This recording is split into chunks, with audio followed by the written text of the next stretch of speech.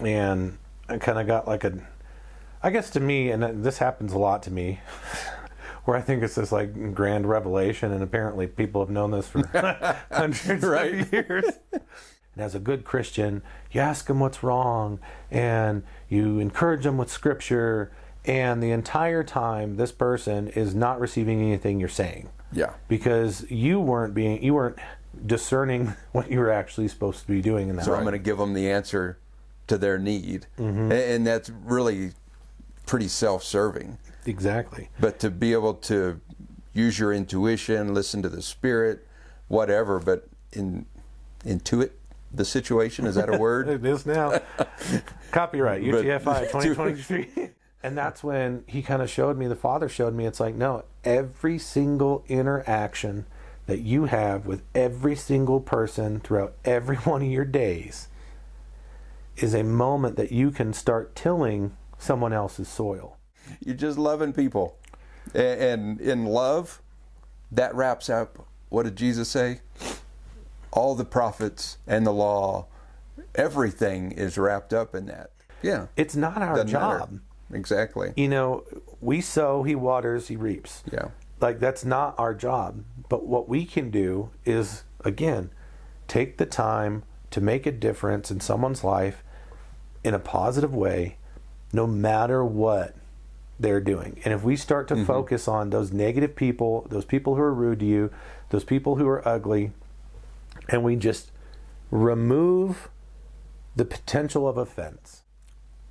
Down a little bit more into a heated thing among religious circles and Christian circles or whatever. Okay, some people that how about those that have completely different views than you? How about that person that's legitimately struggling with their gender identity? And we're back. So we are. Another great episode, Unfolding Truth. I'm here with Ken. And I'm here with Eric. There we go. And we're trying out new ways to do this. Being organized is a little difficult. You have to actually organize. I know. Well, today we'll be talking about what I so lovingly entitled When to Sow, When to Shut Up. Yep. And I think it's pretty accurate. This was 1.5 years ago, I want to say, when we were walking around talking, and I kind of got like I guess to me, and this happens a lot to me, where I think it's this like grand revelation, and apparently people have known this for hundreds of years. Or there's some like major teacher who's like, oh yeah, so-and-so taught about that in this book or this whatever. Yeah. And I'm like, cool, I never heard of them. In 1966. Yeah, never heard of them, so at least I know I'm on the right track. Yeah. But the parable of the sower, and this was a time, which I'm still in, learning to love people the way God created them to be, seeing them as a child of God, not looking at their outward appearance or actions or the way they treat me, but just loving them and intently focusing on seeing them as they were created to be, and then loving them as a brother or sister of perfection, because in spirit and truth, that's what they are. Right. A perfect being that has been made new. Yeah. If you're looking for somebody without a flaw to befriend, yeah, you'll be looking for a long time. Yep. And in this case, it was knowing when to sow into somebody and when to shut up. And for that, I mean, a lot of people, at least in the environment I was in, and even in the secular world, I'd always see people using, not Christianity, but using a truth as an excuse to call somebody out on something. So in the aspect of, you see that someone is having a bad day, and they're kind of treating people like trash. And so you go over there, and as a good Christian, you ask them what's wrong, and you encourage them with scripture, and the entire time this person is not receiving anything you're saying. Yeah. Because you weren't discerning what you were actually supposed to be doing in that moment. You're making yourself feel better. Exactly. Yeah. And then you walk away, well, I don't know what their problem was. I was just telling them truth and blah, blah, blah, blah, blah. And it's like, no, you didn't discern if it was time to sow or if it was time to shut up. Yeah. And what I took from this it was revolutionary for me, because I've always been very reserved when it comes to saying or trying to intervene or say what I see that's going on with somebody emotionally. I'm very attentive. I pick up on stuff, very discerning, and I never really say anything about it, because it's like I never really had an idea of how that worked or what I should be doing. Mm-hmm. And then the Lord showed me, well, there's a time to sow, there's a time to say something to someone, and then there's a time to not. And for me, the vast majority of those times were to not say anything, but take what I'm seeing, what I'm discerning, and then use that to help them in a way that I never thought of before. And that was, I can see that there's something going on in their heart. I can see that there's some stressor in their life, some physical ailment. Maybe I know that they're dealing with cancer or whatever, and talking to them about healing and believing and living it out isn't what I'm supposed to be doing. Right. What I should be doing is, well, whatever the Lord tells me. So then it's like, okay, Lord, I see this. Now what do I do with that? Mm-hmm. And it's so much more internalized to just me than it is to what I can do for them. Right. And then there's moments where sowing doesn't necessarily look what we would normally think it would. I see somebody's having a bad day, they're kind of snippy with me, and instead of trying to talk to them about it, because I can already sense that this is not the moment to have a conversation, I'll just go up and rub their shoulders, or I'll joke with them, kind of poke with them, or give them a hug, or ask them if they want a hug. And I've talked about this before, because this was a really good moment where I got to see the reaping of this. Is in this moment, this guy I knew was having a bad time, he was having a bad attitude, and I was kind of rubbing his shoulders, and I'm like, do you need a hug? He said, yeah, I'll take a hug. Give him a big hug. And that was it, and I walked away. And like 2 weeks later, he comes back, and he's like, dude, you have no idea how much that meant to me, and how much I needed that in that moment. And I'm like, what? He's like, well, you rubbed my shoulders, and you gave me a hug. And I'm like, I do that to everybody, like daily. Yeah. And he's like, yeah, but I was dealing with this, and this was going on. I didn't have anybody. And then he confided some really tough stuff to me. And I'm like, well, thank you for telling me this, because I'm glad that in that moment I read it right and I did the right thing. Mm-hmm. And it was so small and so little that if he wouldn't have told me that, I would never have thought a second time about that moment in mine and his interactions. Right. But now that'll sit with me forever, and I'll probably talk about it forever. So small and so little, but massive. Pivotal for him. Yeah. It's exactly what he needed in that moment. Exactly. and that shows someone, I think, so much more love. Mm-hmm. It is, you're very right saying that it can be very self-serving to, okay, here's somebody in need.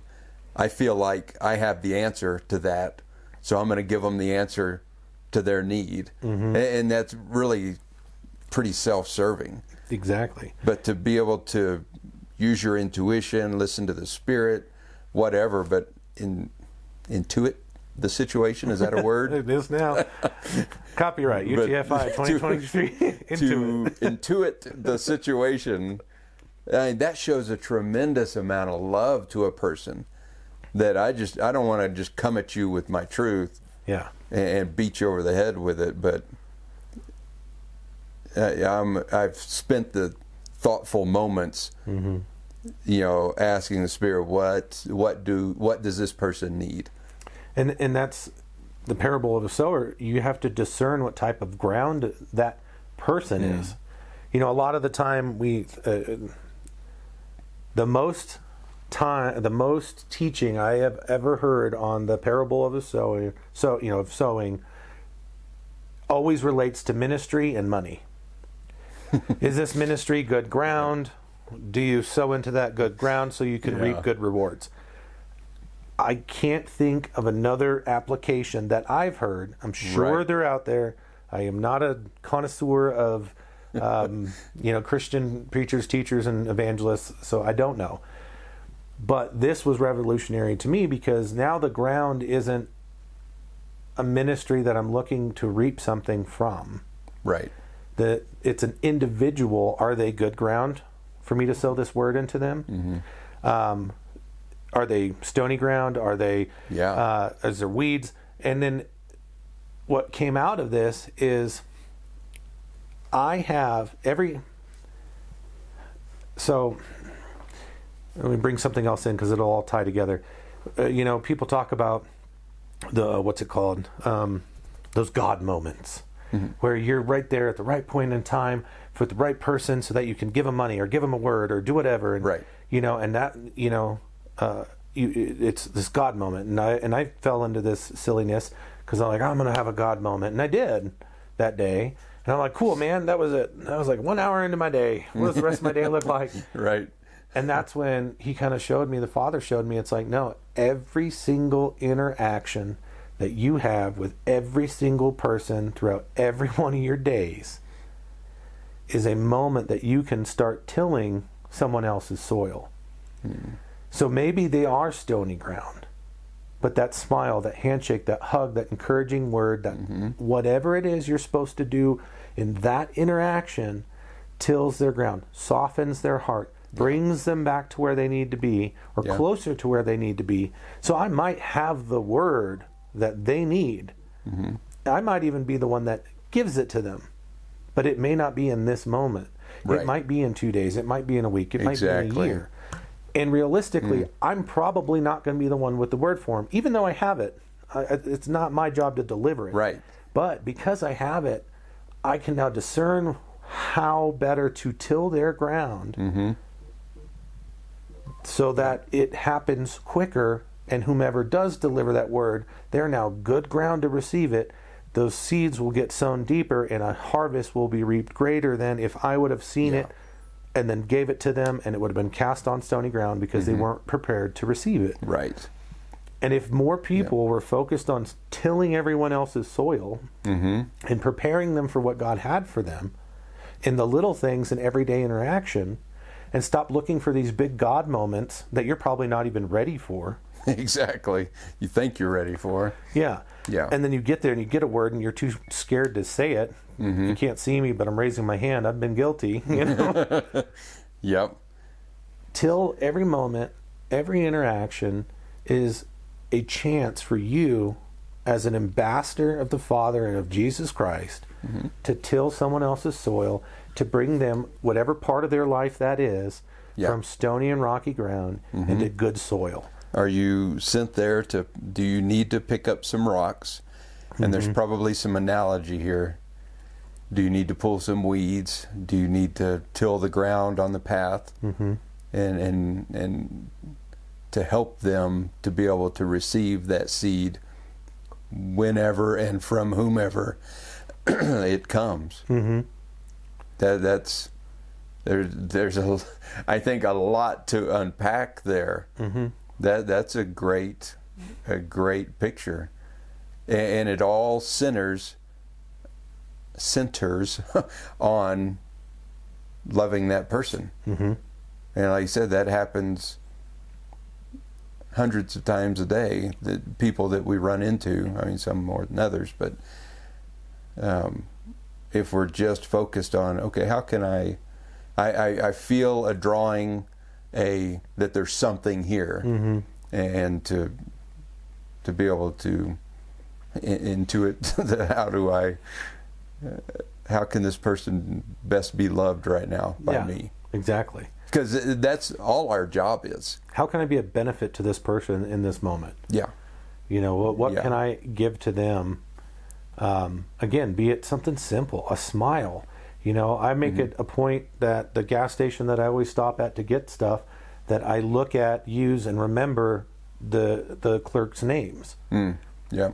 And I don't know if that does anything for them, but I know that when people remembered me when I was going into stores all the time, and they remember my face and interaction, makes a difference. It does. Makes a huge difference. It makes me want to go back to that store. So, for people who largely, I feel like, get ignored, I'm going to try and humanize them as much as possible, because they may not get that during the day. Exactly. And I don't know if that's doing anything or not, but I feel like it does, so I'm going to keep doing it. Yeah. And if that's the only way I can till this guy's soil in my very limited 3 times a week interaction with him, then that's great. Yeah. He saw love from someone. And that's, it is so simple. This is not a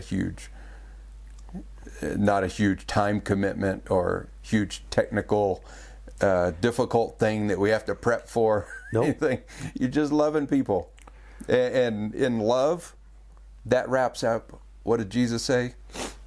All the prophets and the law, everything is wrapped up in that. God was called one thing. God is love. And it's a simple thing to do, but it gets overlooked because we want to overcomplicate everything. And, oh no, I need to run through what I believe the whole gospel is with this person. I need to get them saved so we're in the same club. And, whatever the deal is. It's like, no, I need to love them, whatever that looks like for this person right now. And you can't put a formula on that, because it's going to be different with every person. Exactly. If your person has to be highly organized, sorry. Well, it's like, we have a mutual friend, and he was telling me he was at the gym, saw a girl. Lord said, go pray for her shoulder. So he went up to her, hey, can I pray for your shoulder? And she's like, sure. So he prayed for her shoulder, and he's like, he did the little, does it do this, how's it feel? It feels a little better, and prayed for it again. And I don't remember if it was first, second, third, or maybe whatever. But then it was like, yeah, no, it feels great now, thank you. And then he's like, awesome, well, have a good workout. And he walked away. And I just loved it. He's like, I didn't feel... I didn't feel like that was the moment to share the gospel with her. I don't know if she's a Christian or not. It just didn't feel right. I don't want to bug her. She's working out. Lord told me to go pray for her shoulder. It got healed. I walked away. Yep. And I'm like, if only oh my gosh, we could get this right. Please hear this. But that's discernment. Stop being weird. Just stop chasing people in Walmart and trying to share the gospel. Having them repeat it. Let's see, how many times did Jesus do that? Oh, none that I have heard about. So, that was a perfect example of he tilled, don't get it wrong, people, he tilled her soil in the moment. He did exactly what the Lord needed him to do to start bringing her to him. Who knows what happened after that? Yeah. It's not our job. Matter. Exactly. We sow, he waters, he reaps. Yeah. Like, that's not our job. But what we can do is, again, take the time to make a difference in someone's life in a positive way, no matter what they're doing. And if we start to focus on those negative people, those people who are rude to you, those people who are ugly, and we just remove the potential of offense, just put a shield up, let all that hit your windshield, step out, and then look at them and be like, where's this coming from? It's coming from somewhere. Yep. And if you're truly intent and focused on loving other people, the Lord's going to show you where that's coming from. And then from there, you're like, cool, I get it. I know how to pray for this person, so I'm going to pray for them. Or I know how to talk to them better. Or I know how to just avoid them and give them a smile and a wave. Yeah. And I'm going to keep smiling and waving at them until they come over and be like, why do you always smile and wave at me? It's like, because the Lord loves you, and so do I. And then, who knows where it goes from there? I don't know. I can't give you every instance and every moment and intimate interaction, because that's your path, that's your timing. But shifting from being the sower and being the tiller gives you an opportunity in every single interaction to help prepare someone's heart for whatever the Father has for them, no matter where they at, no matter where they are at on their path. Yeah.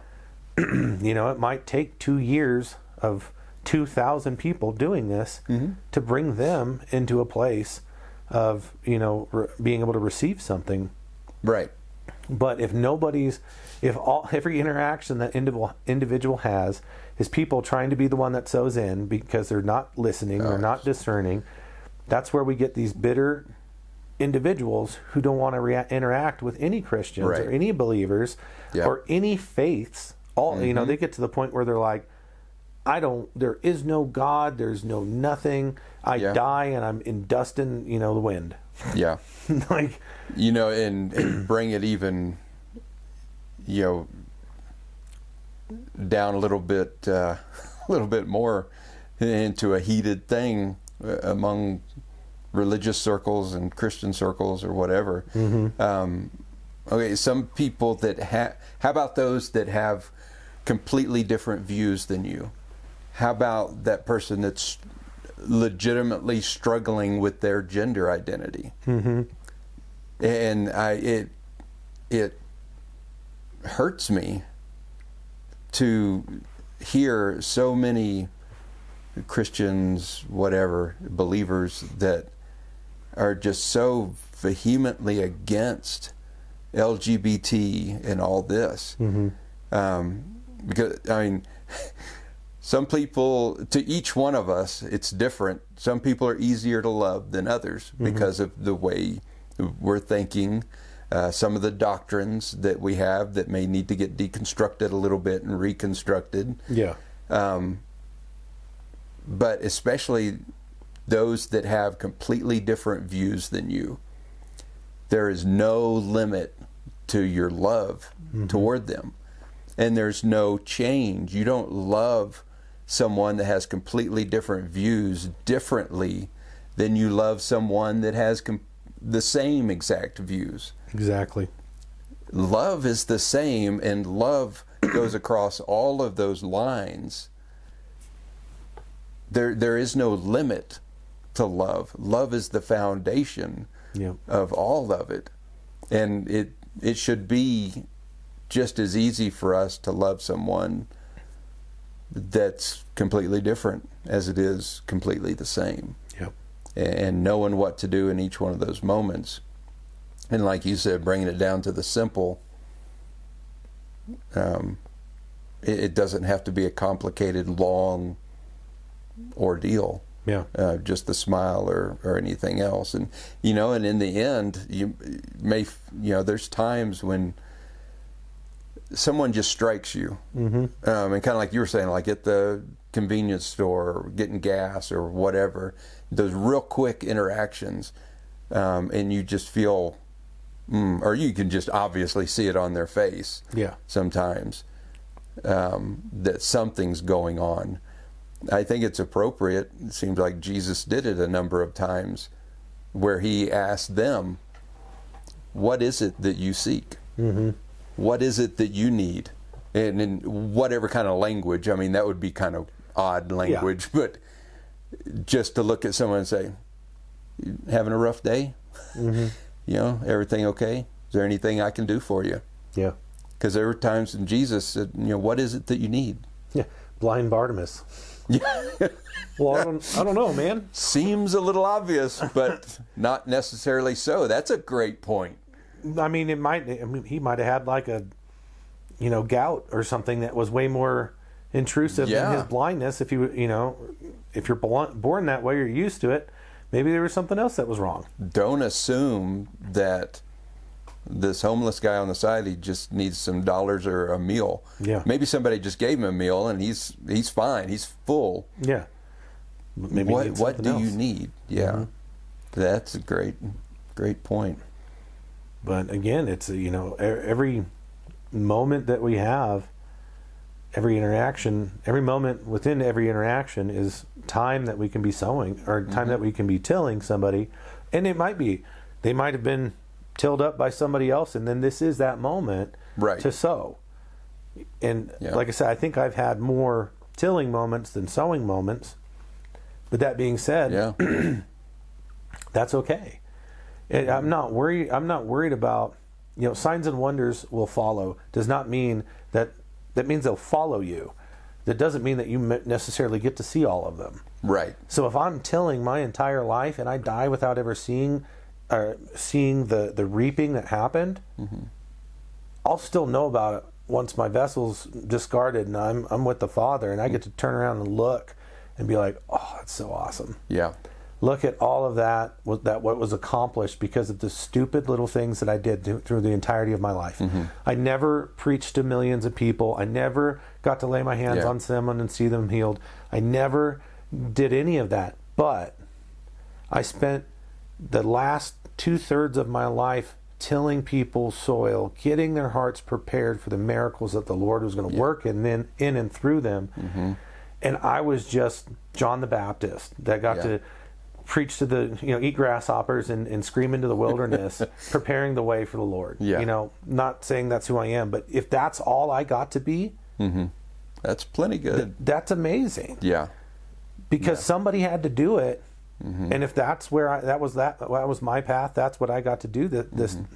This part of my journey, the physical vessel part of my journey, leading into eternity, I think that's time well spent. Yeah. And so much of us, I think we get so distracted and then frustrated by not seeing the miracles, by not giving the words, by prophesying and it not being right, because we're trying to do the miraculous, that we're missing the miraculous we could be doing that we don't necessarily get to see. Yeah. And it's because of the culture. It's because of Western mentality. I got to close the deal. This is the goal. Yeah. I want to, I want to see the healing. I want my to do ministry this. or whatever. Yeah. And I agree. I mean, I agree too. I'd love to see a mangled corpse and lay hands on it and just boom, they're healed. Yeah. My oldest son asked the other night, can God, because in one of the TV shows we were watching, it was Lord of the Rings, and Frodo gets his finger gets bitten off by Gollum. And my son asks, can God grow a limb back? And both my wife and I were like, well, I don't see why I couldn't think of a specific moment where, like, he brought people back from the dead, so there's probably a lot going on the inside, maybe some physical changes. He healed the withered hand, the lepers were healed completely. So that means they're made whole. Their skin that was falling off isn't anymore. I'm trying to rush because we only got a couple minutes left, but I couldn't think of, I could think of I know he can because he created the universe. But specific examples, I'm not sure. And then I was listening to, I think it was Ezekiel, and he's walking through a field or a valley, and the valley's riddled with bones. And the Lord says, "Speak to the bones," and I can't. Oh yeah. Basically, speak to the bones, tell them to come back to life. Yeah. And so he speaks to the bones. The bones all rattle back, snap back together. Total reconstruction. And then he's like, "Speak to the bones."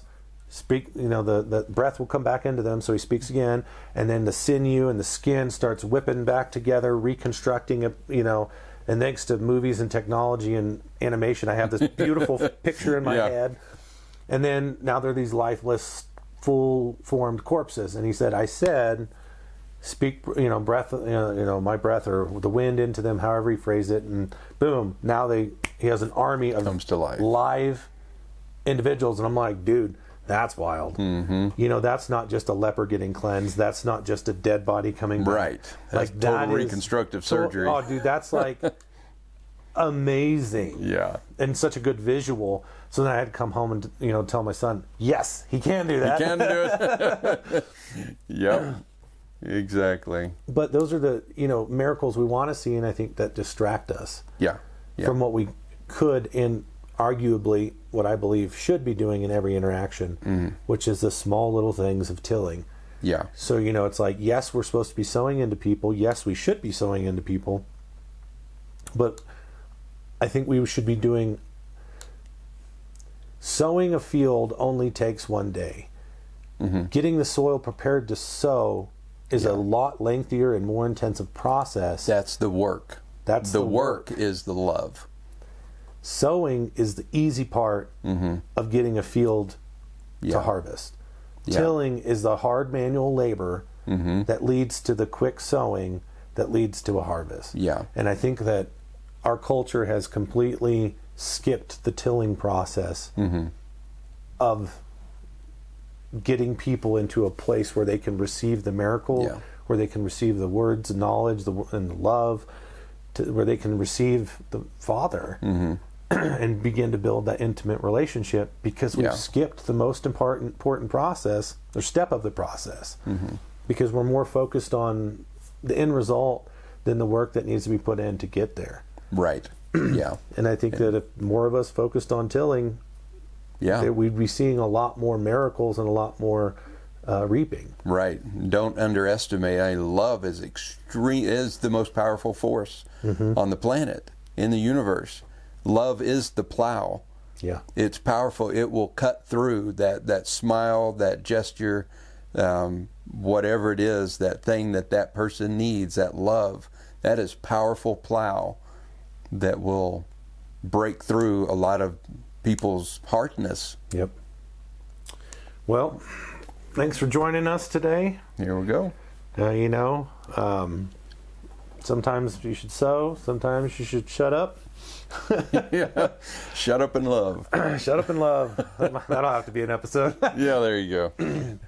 All right, well, thanks for joining us. We appreciate you guys listening. If you found us on YouTube, we're on Podbean and iHeartRadio and some other places. Give us a like, follow, download. And rock on. And rock on.